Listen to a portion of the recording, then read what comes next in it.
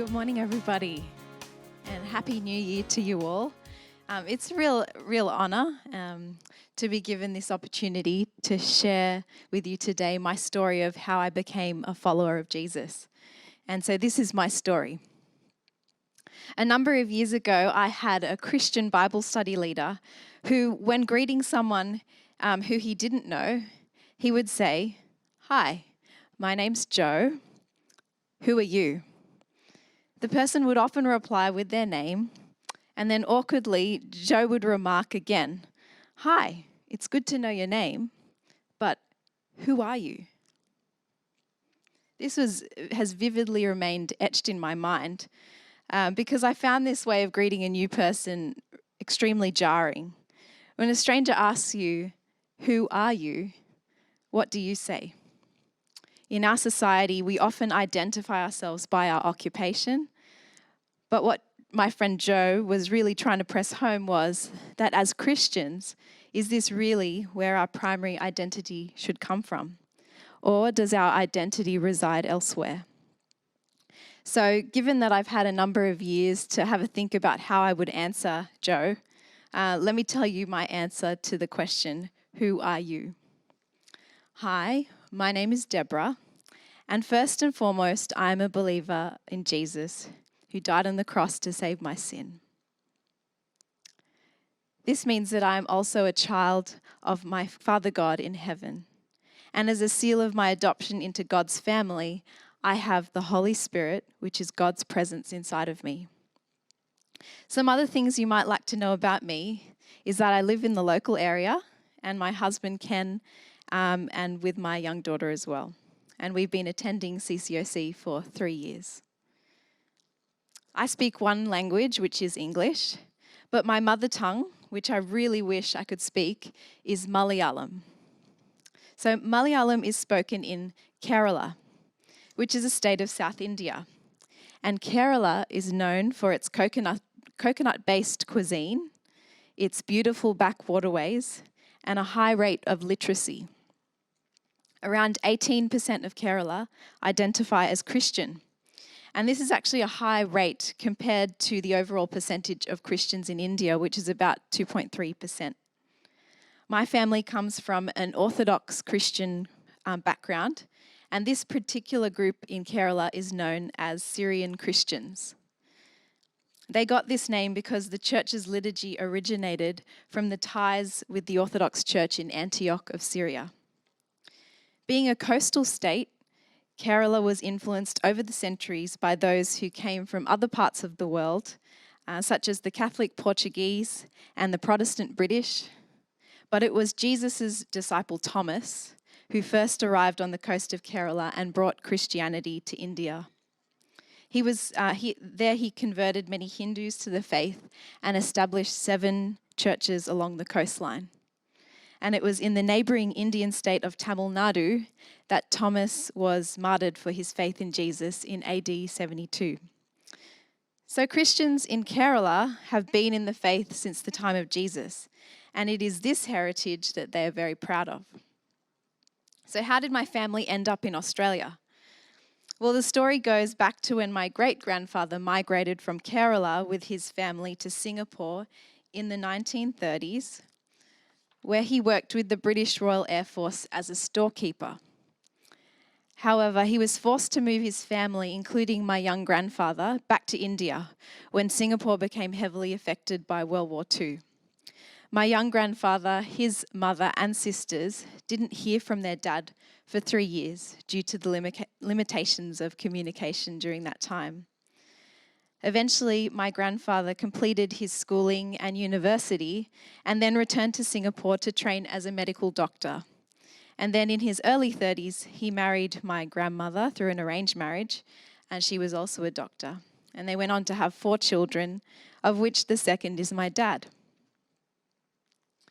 This is a photo of my dad. He was born in Singapore, where his parents worked as expatriates. And then at the age of 5, he and his family moved to Hong Kong to continue their expatriate work there. And this is where he lived for most of his growing up years. At the age of 16, he and his younger brother were sent to Lismore in northern New South Wales to complete their high school education through boarding school. My dad's nuclear family all eventually moved over to Australia while my dad was studying at uni, which means they're now all based in Sydney. And this is a photo of my mum. She was born in the state of Tamil Nadu in South India and lived there until she was 22.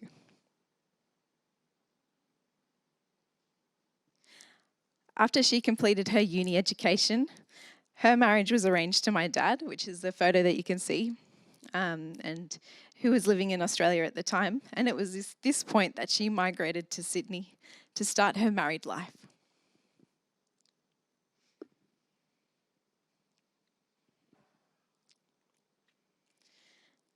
So this is a photo of me. I was born in autumn 1991. And I grew up in South Sydney for the first 25 years of my life.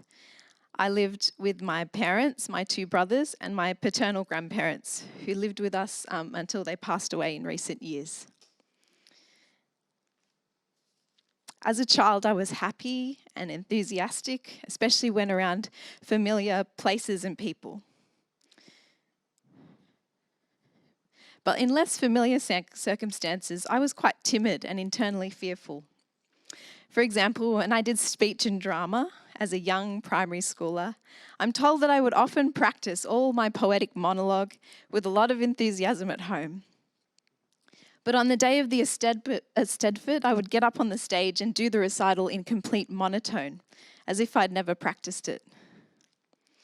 I now understand that that was my childhood expression of fear. In upper primary school, I did my level best to avoid trying out for the jump rope team or the choir or anything that required performing. The night before school sports carnivals, I would be so nervous that I would toss and turn, struggling to sleep, after which I would spend the morning feeling nauseous and unable to participate in the school carnival. At church, my friends would try to drag me on stage to join in with the singing with our parents who were serving on stage. But I would run away and get really upset with them for trying to place me in the limelight. To this day, I'm still not really sure where this internal anxiousness came from. But looking back, these fears had a common theme around performing in front of other people and being in competition. Despite what was going on, God used the safety and stability of my village to protect my fearful heart. If I had to describe my growing up years in three words, they would be sheltered, nurturing, and routined. At home, we were taught to give our best at school and be well-mannered citizens in society. During the week, our household followed the rhythms of set routine, which provided me with a lot of security as a child. I have lots of good memories of returning home after school to enjoy afternoon tea and some playtime. But when 5 p.m. came, it would be strictly time to practice piano, have a shower, and do homework before dinner time came. After dinner, my parents were always really faithful in involving us as children in family devotions. Every 2 to 3 years during holiday time, we would travel to South India for a few weeks to visit my mum's family, who still live in the city of Chennai. Because of these regular holidays, we grew to love our maternal grandparents, our aunts, our uncles, our cousins, they all who lived there. And we were exposed to the beauties and the differences of life in a different country.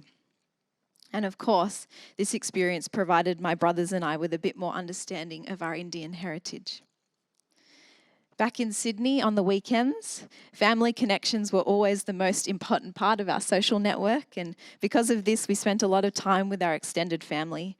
And in my early years, my best friends in life were my two cousins who were my age. My dad's extended family was and still is a very close one. It's quite a big family as well.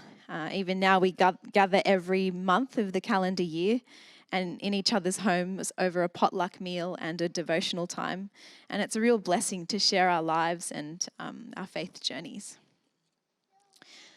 My parents faithfully modeled what it meant to live out faith through active involvement with church. I grew up attending a Baptist church local to where my family lived.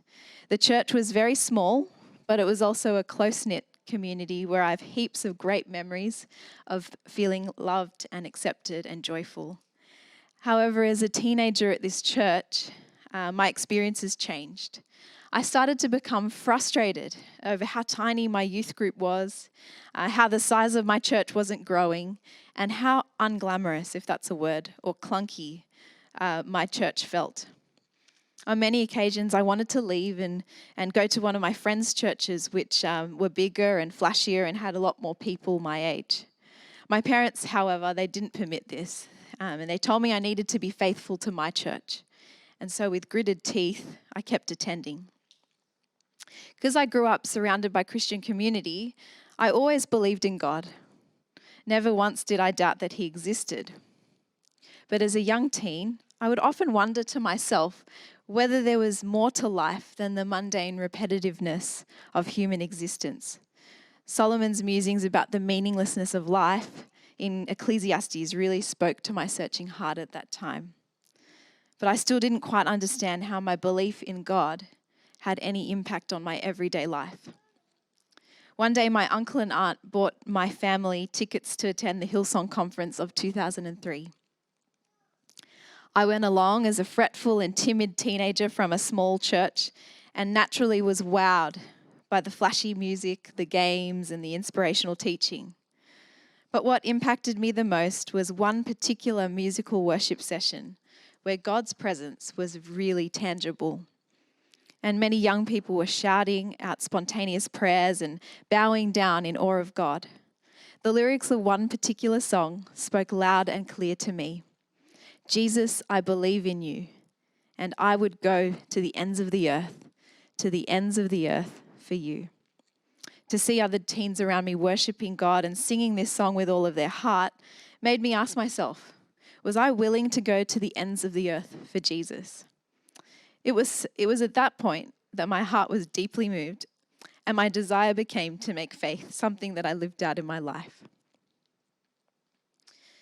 So began my spiritual growth during high school, where I was surrounded by a stable village of school friends who too were developing faith in leaps and bounds.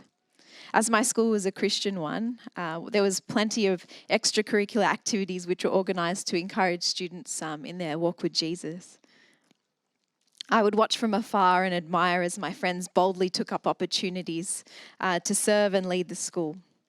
My heart would feel the nudge to take a step of faith and join them, but then my fears would get the better of me. For the fear-based teen that I was, it was a mountain bigger than I could climb on my own. Thankfully, the Holy Spirit's nudging and the nagging of my friends became bigger than my fears.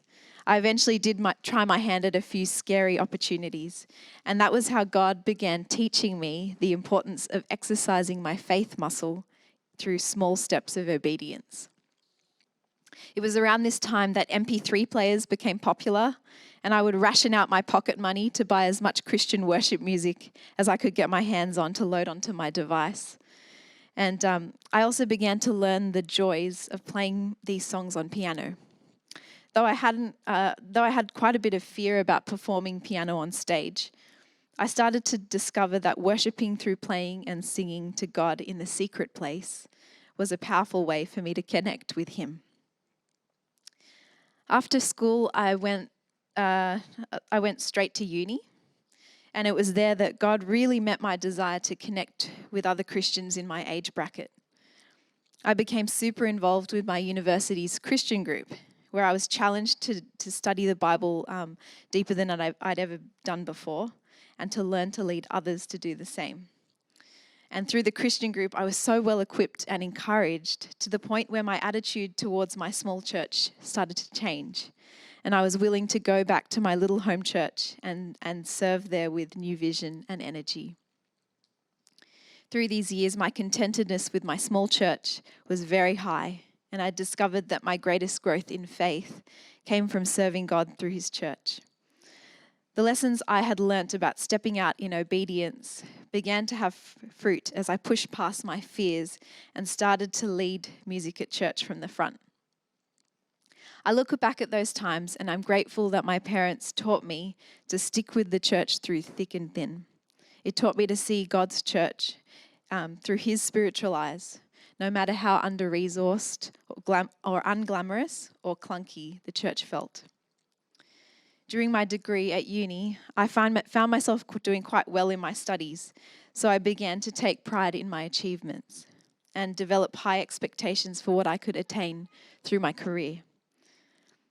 On top of this, the sheen and prestige of uni meant that my university lecturers would paint a very golden picture of working life.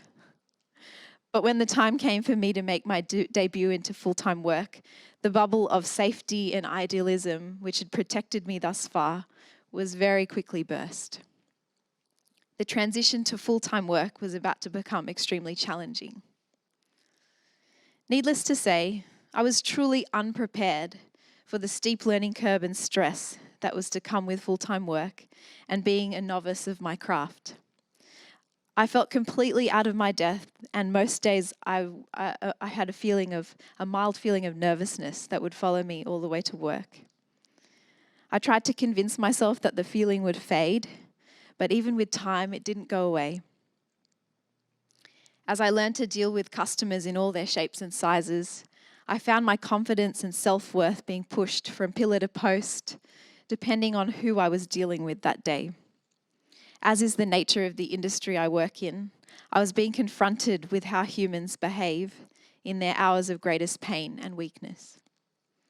By God's grace, for the first couple of years of working, I was able to withstand this chronic level of stress.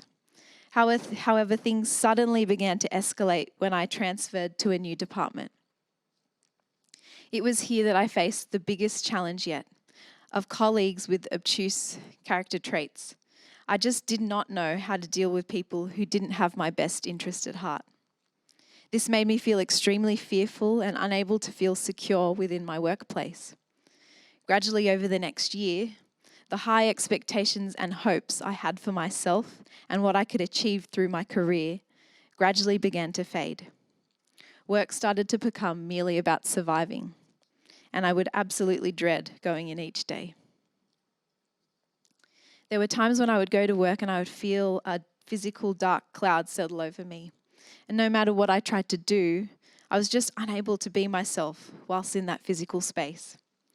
I couldn't seem to work out how my faith was helping me in any way in this situation. I would walk down the halls of my workplace, and in despair I would ask God, "Where are you? Are you going to intervene? Is my faith strong enough to help me have victory over this situation?" Never in my life had I felt so far from God. God was so gracious during this time because despite everything seeming to fall apart at work, my personal life seemed to be going well. I was still living at home and developing adult friendships with my parents and siblings. I also started dating Ken, and as all these relationships consolidated, they became a vital support during this time. When Ken and I got engaged, we started to make plans for our married life. But God had something else in mind. He was nudging us to relocate to Campbelltown. As a result, He made a way out for me during this difficult season. My testimony is that God brought me through this dark hour and then blessed me with a new job, which allowed me the space and time to heal and recover from what I had experienced. I'd learnt a lot about myself and my relationship with God during this time. And the two most important things I learnt was firstly that of forgiveness. That part of my healing would come once I had forgiven my workplace and the people that had made it most difficult for me. Forgiveness is still an area of my life which I battle with.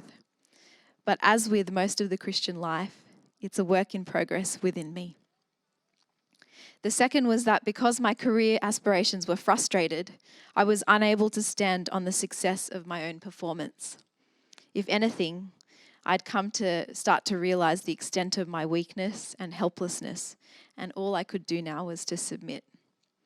God now had room to show me that real success isn't recognized by the world, but is that which invests in his eternal kingdom.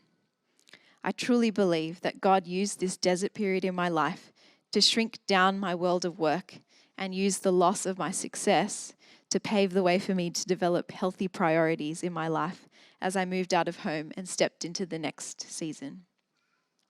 So my story is one of a work in progress. By no means have I finished growing, making mistakes, facing challenges, or struggling with the same inner wounds. But as we contend for the faith, how good is it to look back and with thanksgiving and to marvel at God's work in our lives? For me, God has miraculously shown himself again and again.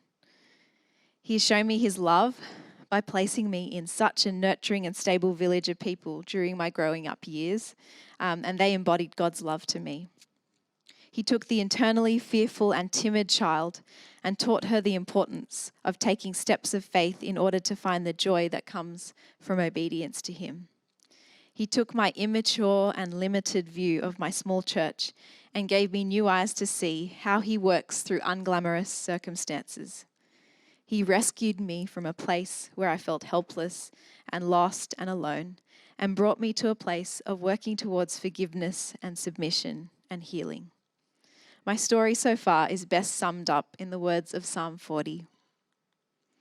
I waited patiently for the Lord. He turned to me and heard my cry. He lifted me out of the slimy pit, out of the mud and mire, and he set my feet on a rock and gave me a firm place to stand. He put a new song in my mouth, a hymn of praise to our God. Many, Lord, my God, are the wonders you have done. The things you planned for us, none can compare with you. Were I to speak and tell of your deeds, they would be too many to declare. So this is my story, which I hope more than anything has pointed you towards the Lord and his wonderful deeds. And I want to share with you a song now, which I think encourages us all to keep declaring the goodness of God in our life. So I hope that you're touched by the song now that's about to be played. And thank you for listening to my story.